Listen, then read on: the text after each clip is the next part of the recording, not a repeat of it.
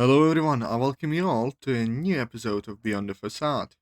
Now, let us continue. May! Natsuki noticed a bruise on May's chin. She knelt beside her, shaking her gently. Wake up, damn it! Her pulse was slow, but her breath was steady and weak, as if she had simply collapsed from exhaustion or had been knocked out on purpose. The second seemed more likely given the bruise. Who did this to you? She looked around her, eyes narrowing in the darkness. No signs, no clear footprints, only trampled grass. I cannot talk. Only one certainty, whoever it was, they hadn't done it by accident. She pressed some buttons on her watch. Fortunately, after a short while, Akane, one of her teammates, answered her call. Akane! I found her! But she doesn't wake up. Then she stood there, silent, waiting for Akane to answer. Oh boy. Wait, isn't Akane the team traitor OC? Yuna. I've always been afraid of disappointing people, talking too much, moving too much, making too many mistakes. So I started to make myself small, invisible. But the more invisible I became, the lonelier I felt. And someone looked at me, he spoke to me, he held out his hand to me. And I wanted to believe it. Since I've been in this exam, I've discovered that I can speak, that I can take action, that I can express myself. Even though I'm still afraid, now at least I know that I can choose whom to trust. That maybe I can start trusting myself too. Why am I so in front of the camera like Andre? Bloody hell. No, the loud noise again. Day 3 to discover. The subtle sound of birds, the wind in the trees, and an annoying ray of sunlight filtered into the tent. I wake up slowly, my body still quite heavy. Yawning, I pull myself up and look around. The tent is empty. You know? No answer. The sleeping bag is slightly disheveled. A sign that she has been up for a while. She hasn't taken a backpack though, nor her watch. Strange. I quickly slip on my shoes. I adjust something as best as I can and peek out of the tent. I'm hit by a wave of fresh air, and the sky is clear, and the near forest exceeds the typical early morning humidity. I look around, and I see her. She's not far away, sitting on a boulder at the edge of the field. Her knees gathered to her chest, her gaze fixed on the sky. She's wrapping her arms around herself, though it is not that cold. I approach her slowly. Morning, is everything alright? She jerks slightly, then turns around smiling. Ah, yeah, sorry, I didn't mean to worry you. I woke up earlier than usual and I couldn't sleep anymore. Her gaze returns to the sky. Yeah, I sit here. She nods without saying a word. I sit on the same boulder. The sky slowly begins to get brighter and brighter. I stop and look at the time. It's 8:12 a.m. Really, Kiko was so riled up yesterday because we weren't wake up. Now she's the one sleeping the most. And it's ironic indeed. Fuyuki is still with her? I think so. I mean, I don't know actually. I didn't see him covered in tent, so... I believe that there is something between the two of them. What makes you think that? It's just the way they get along surprisingly well. I was just wondering if... Well, I point in thinking that. I'm just telling you, knowing Kiko a little bit. I can tell that she's a pretty sociable person. But you know, it's not like I have absolute proof of that. Maybe I'll ask her at the end of the exam. After I end the talk, one thing comes to mind. I bring my smartwatch close to my face and I'm pressing here and there. What are you doing? I'll show you in a moment. Voice slows. The current ranking of the team started by points. Look, we're 9th in the standings. Oh wow, I didn't think we would score so many points. Yeah, we did. I decided to check the position of the other groups I know. So his group is currently 19th placed. Yedrah and Monika's group is 14th, and Natsuki's group is 25th. Noaxyz is in 2nd place, only 3 points behind the first one. If there weren't these external causes, like Atazoth and Atazoth, I don't know if I would have been able to win the challenge he proposed. Oh yeah, wow, that's new. Ina starts looking away. When you'll join the club, I'll make sure you make a little piece of Kermit. Ah, forget it won't happen. Why not? Look, I said I want to. End of discussion. If you say so. I scare a little bit. While looking at the other groups, when suddenly the screen changes showing a call. Oh, Monica, where is she? Thought I have to take this call. The correctional sentinel's on the watch. Atazoth, are you there, okay? Yeah, I'm fine, it's something happened. And just thank goodness, sir. Huh? What are you talking about? Oh, by the way, for information, your is with me. You know. What'd that be? Work is very sweet only in appearance. There is a nice undertone barely perceptible. She's in the same group as me. Huh.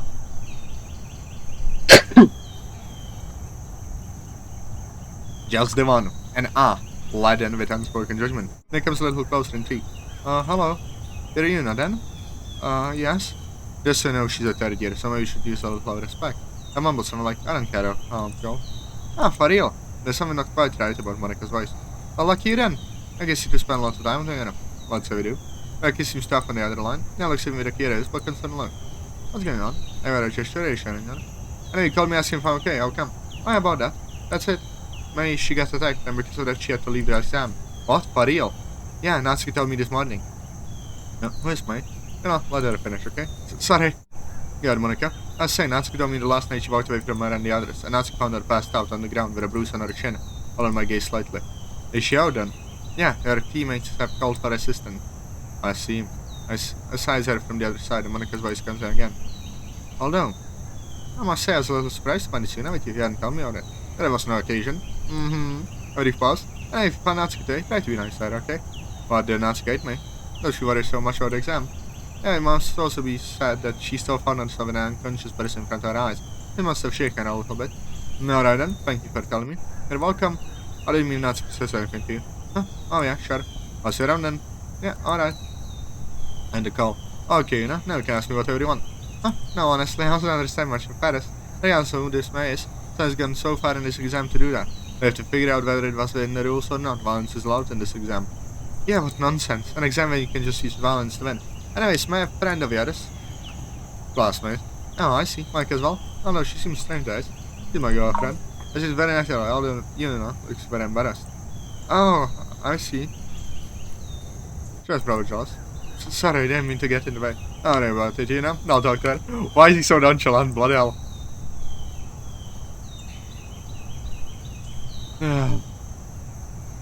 Hela wraps her arms around her body, staring at the undefined spot in the woods. I'm in sound for a few seconds, there is not much more planned. Then the zipper of the tent opens. Noise is sudden, almost out of tune with the stones of the morning. Theo steps out first, her hair tousled, and her gaze a little down. Behind her a few steps away, Fuyiko. He too looks like he just woke up, but his gaze drops as soon as he crosses mine. Theo stretches her arms. It's quiet out here. Did you too sleep well? Look at her, not tense the right way. Yeah, I say so. Notice the tense atmosphere and his eyebrow. Now turns her right away. The tension on her face does not disappear. Toko scratches the back of his head and stares near the tent exit without adding anything. His gaze first goes to me and chooses to Kiko for a moment too long. Notice the look. Was it? You see me sleep worse than this? Honestly, I mean. Kiko shows a valve as well. Kiko does not respond. He simply moves to a small water bottle and rests on the ground, unscrewing it slowly. Kiko turns towards me. Anything alright? Yeah, of course, rather. You woke up late today. Oh, well, about that. I admit I was the one who woke up late. He was just waiting for me to wake up as not to disturb me.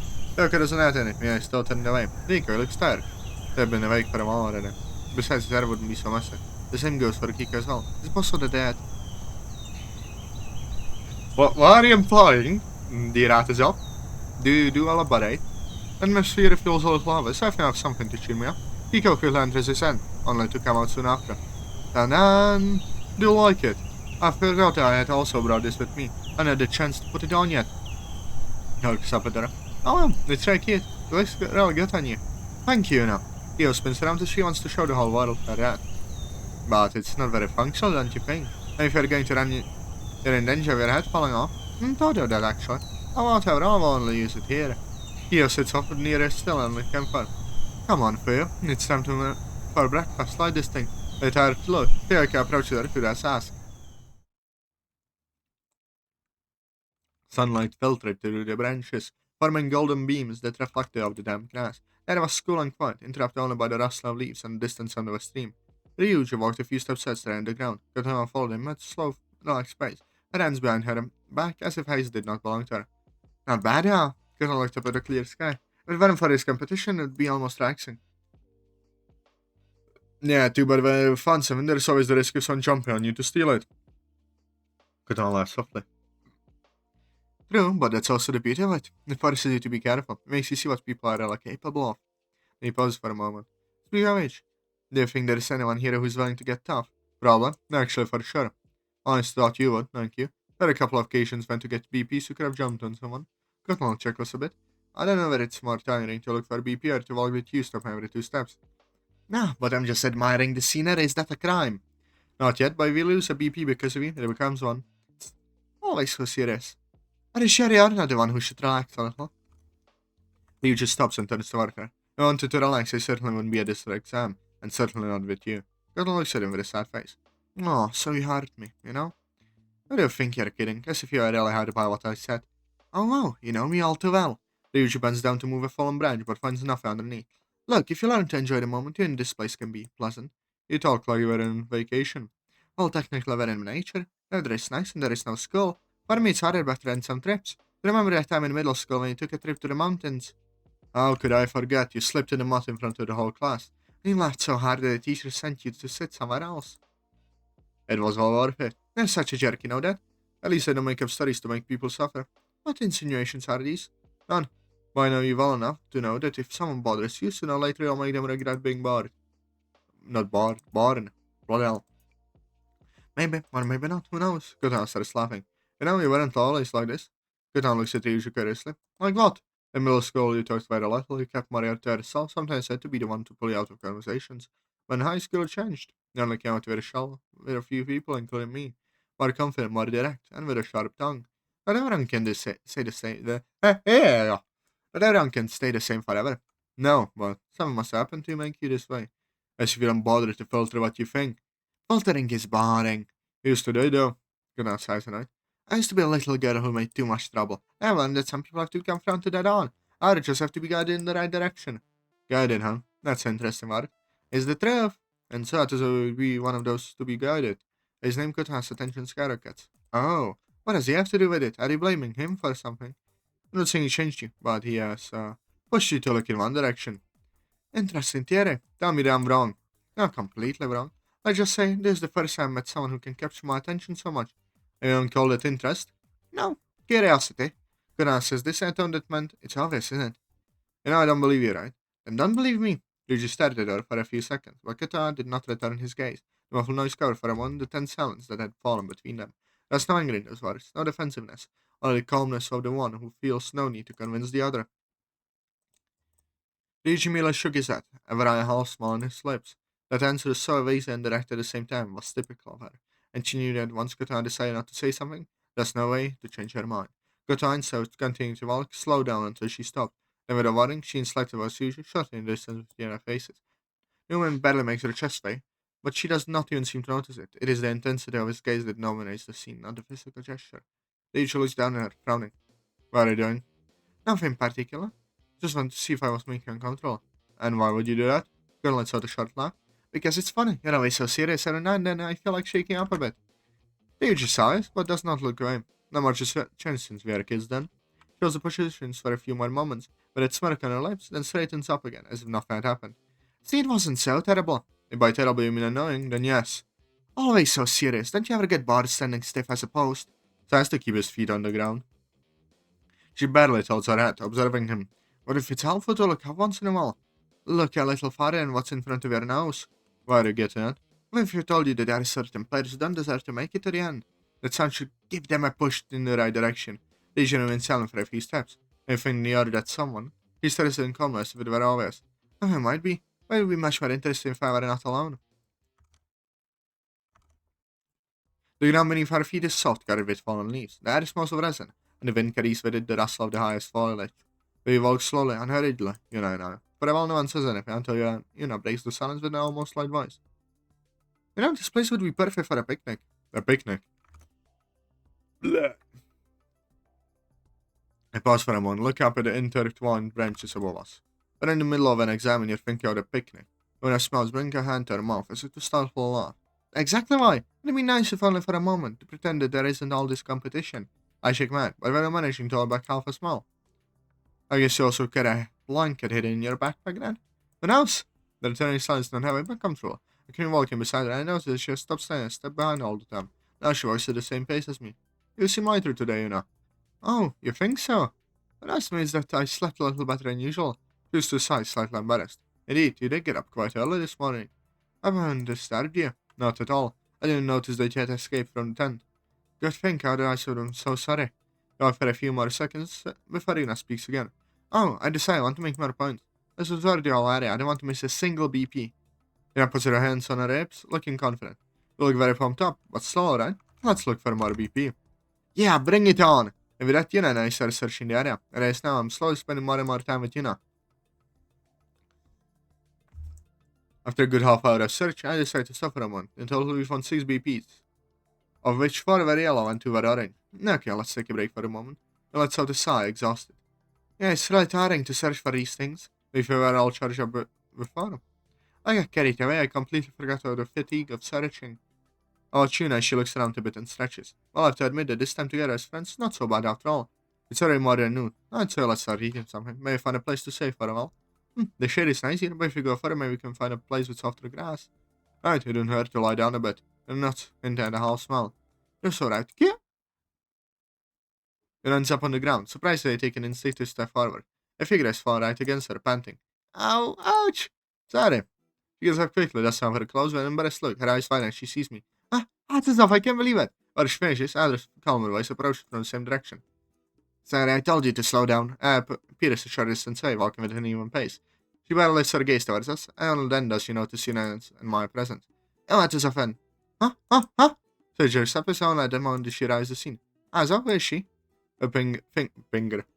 Her finger points awkwardly at Yuna, who barely winces, surprised by such sudden attention. My name is Yuna, how do you... She lowers her gaze, making us one swing the bow and slowly getting behind me. Tanora immediately smiles me one step closer. How cute, I haven't seen you before, have I? Are you from second grade too? No, I'm a third year. That's part of my group. So she's not your girlfriend. Someone with Sarah's voice doesn't sound right.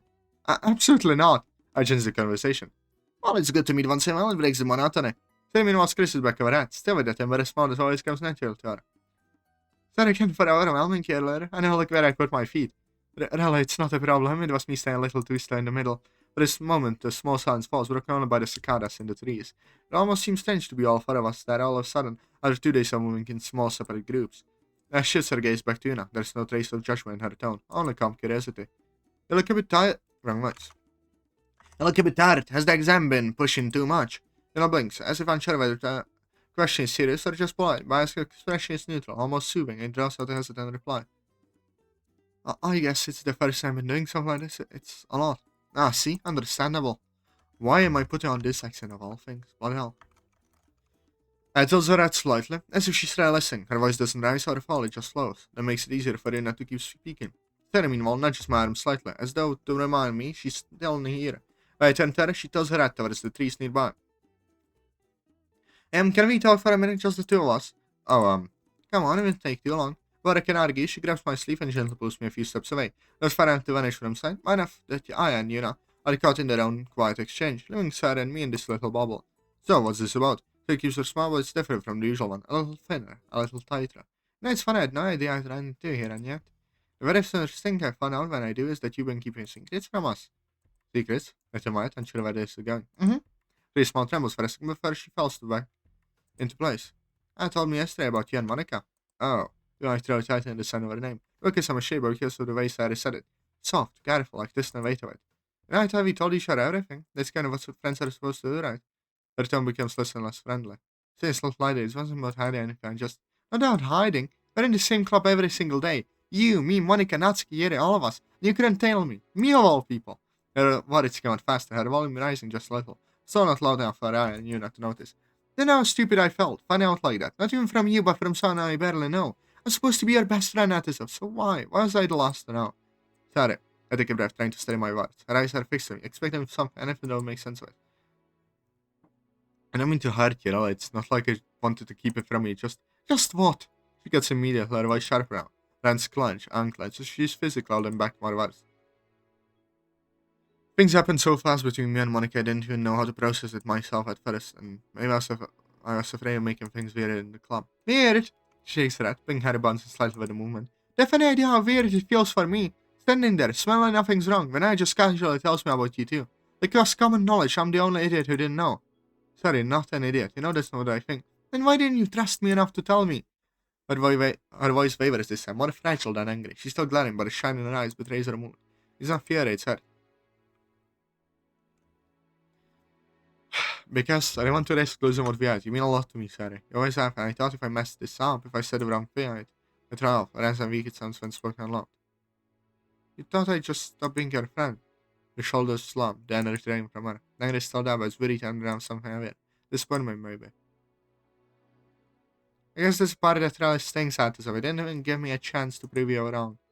Wrong moment, she looks away, lips pressed together, as if she's scared her next words will come out trembling. I knew not what she is. This about all the signs between us, like a reminder that this is not the place for shouting our tears. It's not fair, you know. You could have told me at least one. The small figure pushes through benches, pushing her aside with quick, sharp movements. Natsuki. Guys? Her tone is small, almost like a whisper. Natsuki! Stay safe, Aiden. Her voice jumps up each other, celebrate this with trying to wash the heaven out from before. And this is where I end it, lads and lassies. I hope you enjoyed. Press like and subscribe. I love you all. Bye bye.